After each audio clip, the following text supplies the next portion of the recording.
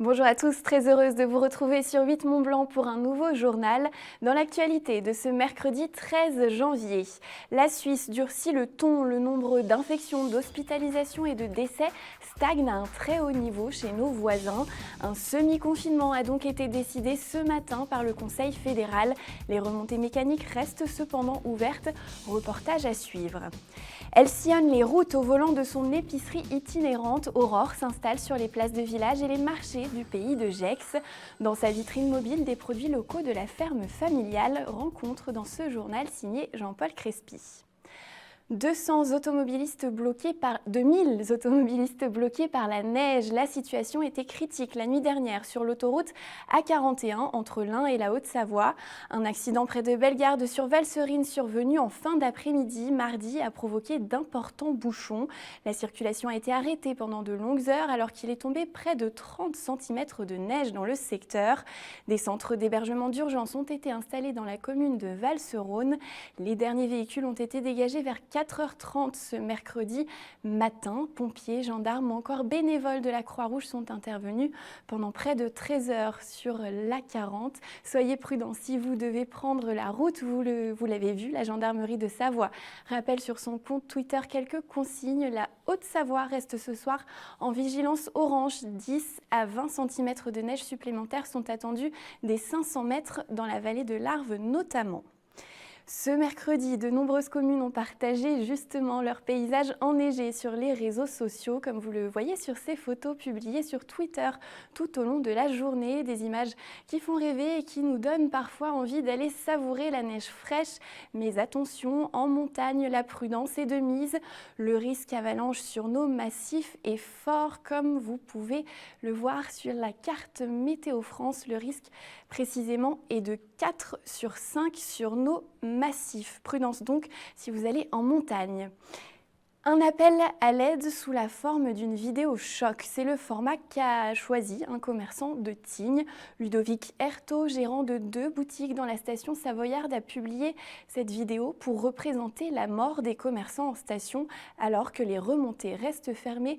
On regarde tout de suite un extrait.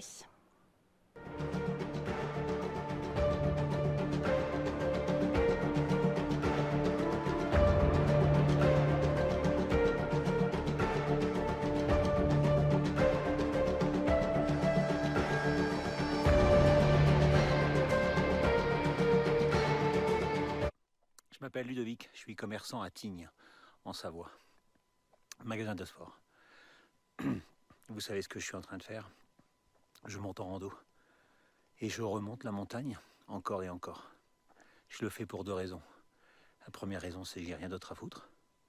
Et la deuxième raison, c'est que ça m'aide à dormir la nuit. Donc, le quoi qu'il en coûte, tout en haut de la montagne annoncé par Emmanuel Macron, et la réalité en bas, c'est le tribunal de commerce. Fanette de Buisson a contacté ce commerçant, Ludovic Herto, cet après-midi en visio. Il dénonce l'inaction des acteurs de la montagne face à cette mort annoncée et des aides insuffisantes et inadaptées. Il emploie pour sa part 22 personnes. La plupart sont en chômage partiel. On l'écoute. Pas un garçon qui aime me mettre en scène habituellement, loin de là. Je suis même tout le contraire. Mais quand j'estime que la cause est juste et que qu'il n'est pas question de mourir sans se battre, voilà, on se fait violence et on fait des choses que normalement on ne fait pas habituellement. Ce qui n'est jamais arrivé en fait depuis que j'ai repris le magasin. Hier, en étant ouvert 8 heures dans la journée, à la vente, j'ai fait 0. Vraiment 0. On n'a fait aucune vente, on n'a pas vendu un seul article. C'est un truc hallucinant. Donc, comment les sauver? C'est effectivement en prenant en compte ces critères de territorialité pour tous les commerces qui sont cités en fait dans la vidéo, profession libérale, moniteur, pharmacien, médecin, kiné, commerce, tous ces gens-là. Et ensuite, derrière, que ça prenne en compte la saisonnalité. Nous, quand on nous donne 20% de notre chiffre d'affaires en décembre, par rapport à notre chiffre d'affaires de décembre, donc évidemment, ça ne couvre pas nos frais fixes de décembre, mais dans un mois de décembre, un commerçant de station qui est ouvert 5 mois, il fait 4 mois. Donc, quand on nous donne l'équivalent d'aide sur un seul mois, ça ne va pas nous payer notre mois de mai, notre mois de juin, notre mois de septembre où on est fermé. Et ils doivent impérativement prendre ça en compte dans les aides. Et ensuite, qu'ils soient justes et qu'ils mettent exactement, puisqu'on est capable de donner 50% aux acteurs de remontée mécanique, qu'on donne la même chose en fait aux commerçants, quels qu'ils soient. Et alors qu'une nouvelle mobilisation des professionnels de la montagne se prépare dans les prochains jours à Chambéry, ce commerçant plaide pour une mobilisation, mais à Paris, pour se faire entendre du gouvernement. La Suisse, elle, durcit les mesures face à la pandémie. Le Conseil fédéral s'est réuni ce mercredi matin. Il a décidé de reprendre le chemin d'un semi-confinement. Les commerces non essentiels seront fermés à partir de lundi. Les restaurants, les centres sportifs de loisirs et de culture resteront clos jusqu'à fin février. Le télétravail est la règle et les réunions privées doivent être limitées à 5 personnes maximum. Les remontées mécaniques, elles, resteront ouvertes. Une bonne nouvelle pour les stations de la Confédération, déjà impactée par un début de saison en demi-teinte. Reportage à Champais dans le Valais d'Emmanuel Jaude. Si aujourd'hui encore les stations suisses permettaient à quelques chanceux de profiter des joies du ski dans les domaines skiables, le rappel à l'ordre causé par l'épidémie de Covid a bien failli ce mercredi avoir raison des remontées mécaniques. Avec 3000 nouveaux cas recensés ces 24 dernières heures et un taux d'incidence de 477,5 pour 100 000 habitants, le Conseil fédéral suisse a en effet durci les mesures de lutte contre la maladie. Des annonces qui viennent assombrir encore un peu plus l'horizon d'une saison d'hiver déjà très impactée par la pandémie. Alors sur Noël Nouvel An, c'est assez compliqué parce que pour les hôtels, on a eu une période de réservation assez forte, puis une période d'annulation lorsque la deuxième vague est arrivée, puis une période de nouveau de réservation juste avant Noël. Par contre, on sait que dans les résidences secondaires, en chalet et appartements, la situation était bonne, avec une bonne fréquentation sur la période de Noël Nouvel An. On a déjà pu ouvrir nos installations, ce qui est déjà une très bonne chose. Ensuite, au niveau de la fréquentation, elle est en baisse de 25 à 30%, ce qui nous renvoie il y a 2 hivers en arrière, donc des chiffres qui sont corrects. Mais difficile à comparer avec l'hiver dernier qui a vraiment été excellent avec un très bon enneigement et beaucoup de soleil à Noël et à Nouvel An. C'est très compliqué, c'est très compliqué. Il y a des décisions qui se prennent au niveau fédéral pratiquement chaque semaine ou chaque 2 semaines. Et si la situation continue d'évoluer de manière négative, on peut craindre, y compris pour les domaines skiables. Malgré la mise en place d'un protocole strict au pied des pistes afin de sécuriser au maximum les risques de contamination, ils sont toutefois quelques-uns, majoritairement locaux, à avoir bénéficié de l'accès à des domaines skiables quasiment déserts. On a les masques, comme ici, ou les masques en tissu, ou sinon des masques qu'on peut adapter avec... Voilà, comme ceci, qui sont assez rapides, comme ça nous permet dans les remontées mécaniques d'être entre guillemets en sécurité. Mais sinon, si on fait attention, on peut skier sans problème. C'est le seul moyen pour aller rider, donc on le fait avec grand plaisir. Hein, moi, ça ne me dérange pas. Voilà. Pourtant, c'est bien la route d'un semi-confinement qui a donc été prise ce mercredi par la Confédération. La plupart des magasins resteront donc fermés pendant encore au moins 5 semaines, tout comme les restaurants, centres sportifs, de loisirs et de culture. Retour en France. Dans quelques jours, toutes les personnes de plus de 75 ans pourront être vaccinées. En attendant, la campagne se poursuit pour les personnels soignants. Au Châle, les procédures semblent désormais bien arrêtées. Jean-Paul Crespi s'est rendu à Contamine-sur-Arve pour dresser un premier bilan. À ce jour, au groupement hospitalier Alpes-Léman, qui réunit les établissements de Contamine-sur-Arve, de Thonon-les-Bains et de Sallanches, presque 600 personnes ont été vaccinées. Reportage. Dans la foulée du change à Annecy et depuis le 6 janvier, le centre hospitalier Alpes-Léman poursuit sa campagne de vaccination réservée aux professionnels de santé de l'établissement, volontaires, âgés de plus de 50 ans ou présentant des facteurs de risque.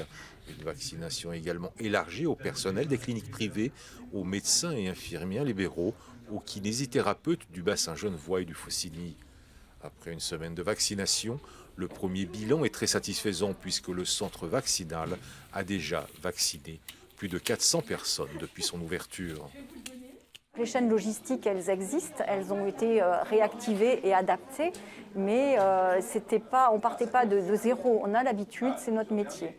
Après, ce qui est difficile à évaluer, c'est que là, c'est tout nouveau, donc les gens s'inscrivent et le nombre d'inscrits fluctue chaque jour.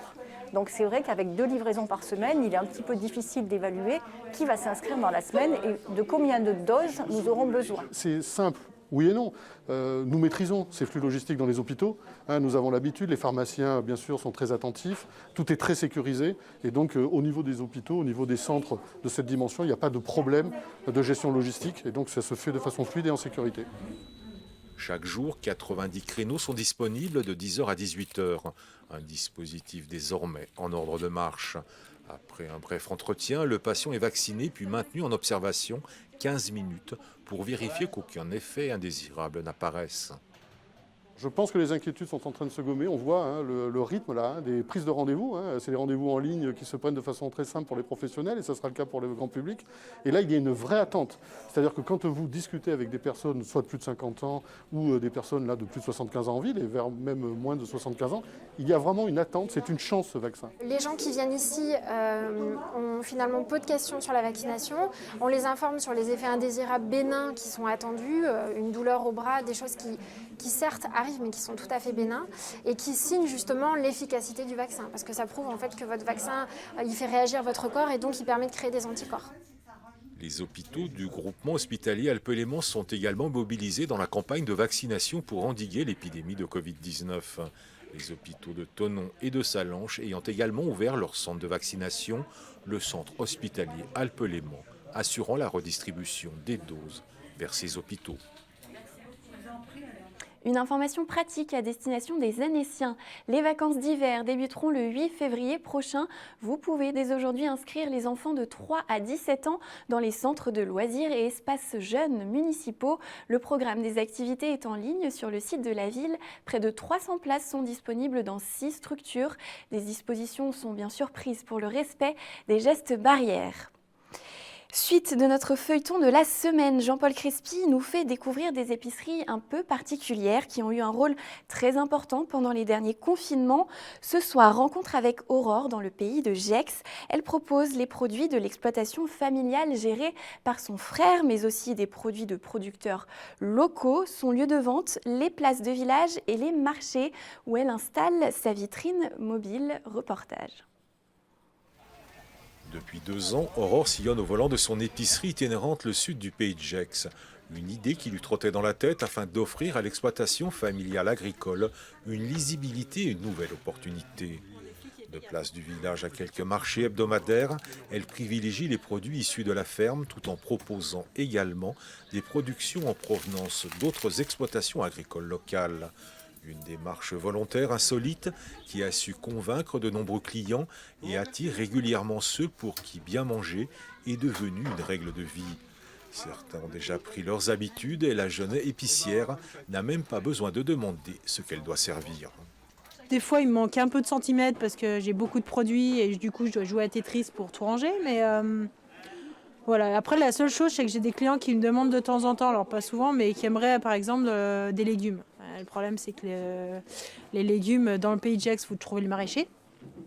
Et puis, accessoirement, j'ai plus de place dans le camion. Moi, je sais que ça me plaît. Et puis, autant manger des produits de qualité plutôt que d'aller en grande surface et manger des trucs qui rentrent plein d'eau.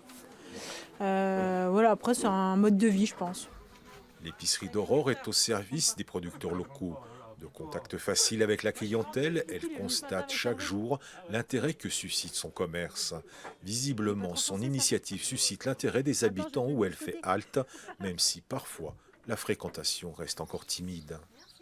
Après, il y a peut-être des choses, je suis nouvelle encore, je suis novice, j'ai que 2 ans d'ancienneté, il y a peut-être des choses que je ne connais pas. Après, je sais que j'ai pas forcément tous les produits, mais j'en ai sur commande. On a beaucoup de choses en local. Alors c'est vrai que le Pays de Gex n'est pas trop développé au niveau local. Par contre, en Haute-Savoie, il y a quand même beaucoup, quoi. Et beaucoup de fermes font de la vente directe. Pays de Gex, non, parce que je pense que la population n'a pas la même mentalité non plus. On essaye de s'adapter, mais c'est vrai que c'est pas... Puis au moins, ça valorise les agriculteurs. Tout le monde est gagnant. Ouais, je suis contente de m'être lancée dans l'aventure, donc j'espère que ça va durer. Et puis on verra. Sur l'étal déployé devant la camionnette sont présentés essentiellement des produits frais et des fromages. En cette période, nombreux sont ceux qui recherchent l'authenticité des produits. Une quête qui trouve un aboutissement comme si Aurore proposait une manière simple d'aller au plus proche des saveurs du terroir. Un retour aux sources du commerce parce que manger bien et bon est essentiel.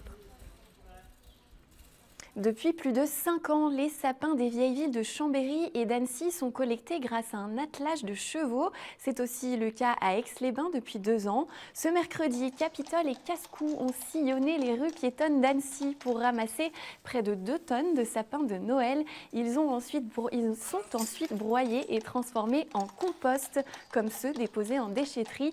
Une nouvelle fois, l'opération a eu du succès auprès des habitants. On écoute Patrick Gauthier aux commandes de l'attelage. Il répond aux questions de Fanette de Buisson. Ce matin, on a eu une petite surprise, c'est-à-dire que dans un des sapins, on a retrouvé 2 carottes épluchées, une épluchée, l'autre qui ne l'est pas, pour les chevaux. C'est un petit clin d'œil qui est très très sympa. Et bien sûr que Capitole et Cascou auront ce soir la carotte en récompense de leur journée de travail. L'avantage de la collecte hippomobile, c'est que ça crée une très bonne sensibilisation auprès des habitants de la vieille ville qui ont souvent des difficultés pour emmener leurs sapins en déchetterie. Donc les gens sont respectueux de cette collecte et le taux de collecte est très bon sur les sapins. Un invité de marque ce soir dans notre JT. Raphaël Poiré est en liaison avec nous depuis la Norvège. Bonsoir. Merci d'être avec nous. Vous êtes biathlète, un biathlète à la retraite au palmarès impressionnant. Triple médaillé olympique, vous avez remporté 8 titres de champion du monde et vous vivez depuis plusieurs années déjà en Norvège. Vous publiez aujourd'hui votre second livre, La poursuite d'une vie. Vous aviez déjà écrit un premier livre à la fin de votre carrière. Est-ce que c'est une façon aujourd'hui de présenter les choses avec un petit peu plus de recul ? Oui, exactement. C'est vrai que quand j'ai arrêté ma carrière, il fallait que j'avais envie d'écrire un petit peu plus sur ce que j'ai vécu, sur mon passé. Et puis aussi, pouvoir écrire quelque chose d'intéressant, il faut savoir vivre aussi dans une vie avec des enfants, avec un travail et poursuivre sa vie. Donc j'ai eu beaucoup d'événements dans ma vie et j'avais envie vraiment d'en parler.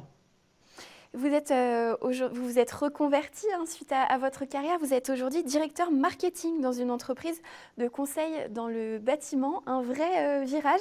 Est-ce que la reconversion a été difficile ? Bien sûr que c'est difficile. Quand on vient du sport, on est chouchouillé, on va dire. On est dans un cocon. Et c'est vrai que quand on s'arrête, il faut trouver sa voie. Donc j'ai fait comme tout sportif de haut niveau. J'ai été entraîneur. J'ai participé à des colloques dans des entreprises. Et puis d'un coup, j'avais envie de vraiment trouver une autre voie. Et je me suis lancé dans le bâtiment, vraiment par hasard. Et ça m'a vraiment, vraiment plu. Donc j'étais dans les chantiers, j'étais dans les stations pétrolières. Donc j'ai fait un petit peu de tout jusqu'à depuis maintenant, ça va faire 2 ans, où j'ai trouvé vraiment une entreprise qui me plaît et avec un travail qui est très intéressant. Est-ce que vous continuez tout de même à suivre le biathlon mondial et français notamment ? Bien sûr que je suis le biathlon mondial. Il ne faut pas oublier aussi, j'ai été entraîneur de l'équipe de Norvège. J'ai été aussi le frère de Simon Fourcade.